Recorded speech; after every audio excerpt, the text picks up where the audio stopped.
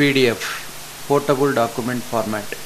ఈ పదం వినకుండా ఒకరోజు కూడా కంప్యూటర్ షట్డౌన్ చేయలేం. ఈ ఫైల్స్ ఆపరేటింగ్ సిస్టమ్తో సంబంధం లేకుండా పీడిఎఫ్ రీడర్లో ఓపెన్ అవుతాయి.